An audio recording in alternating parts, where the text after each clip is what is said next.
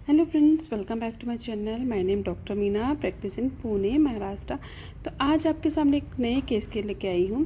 ये है सर्वाइकल एब्रेजन्स का केस और सर्वाइकल केरीज का केस। इसमें क्या होता है, ये mostly because of the patient की ब्रशिंग हैबिट की वजह से होता है। पेशेंट की ब्रशिंग हैबिट हॉरिजॉन्टल होने की वजह से, हॉरिजॉन्टली तरीके से ब्रश करने की वजह से उनके जो दांत है पूरे घिस जाते हैं एंड कभी कभी उनके दांतों में कैविटीज़ भी हो जाती है। तो जैसे कि आप देख रहे हो, इन पेशेंट के दोनों दांत, इस साइड के दोनों दांत घिस चुके हैं और एक दांत में तो काफ़ी बड़ी कैविटी भी लग चुकी है।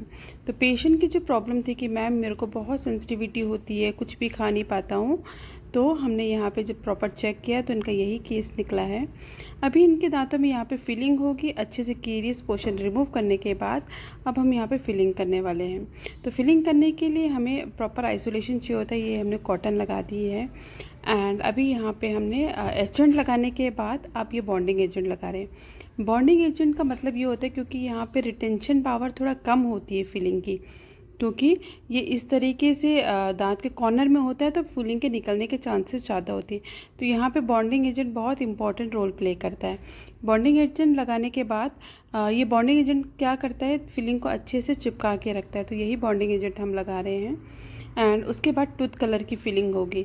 ये है क्योरिंग लाइट। क्योरिंग लाइट से ही क्योर किया जाता है, अदरवाइज़ ये मटेरियल कंपोजिट का है, ऐसे सेट नहीं होता है। तो अब हम यही कर रहे हैं एंड क्योरिंग लाइट को क्योर करने के बाद, क्योंकि दो दांतों में फिलिंग कर रहे हैं तो दो अलग अलग तरीके से हम कर रहे हैं, दोनों दांतों का अलग अलग क्योरिंग लाइट करनी पड़ेगी। तो वही कर रहे हैं। अभी हम फिलिंग करते हैं एंड ये मोस्टली बिकॉज ऑफ पेशेंट की जो ब्रशिंग हैबिट होती है उसकी वजह से ये होता है, क्योंकि वो हॉरिजॉन्टली ब्रश करता है एंड उसकी वजह से प्रॉब्लम होती है। तो ये देखिए, आप टूथ कलर का फिलिंग मटेरियल यूज़ हो रहा है एंड ये जो टूथ कलर का फिलिंग मटेरियल बहुत ही अच्छी क्वालिटी का है। Generally it doesn't come out, but because of the brushing habit अगर पेशेंट ने ऐसे ही कंटिन्यू रखे तो it may come out also. तो हम पेशेंट को ऑलरेडी इन्फॉर्म करके बता देते हैं।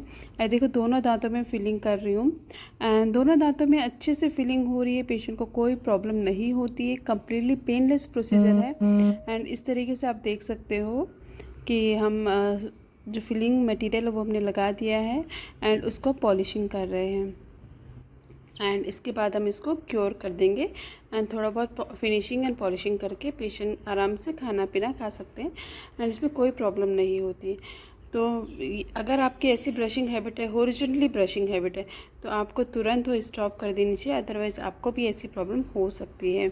And if you like my video, don't forget to share and subscribe it. So thank you so much.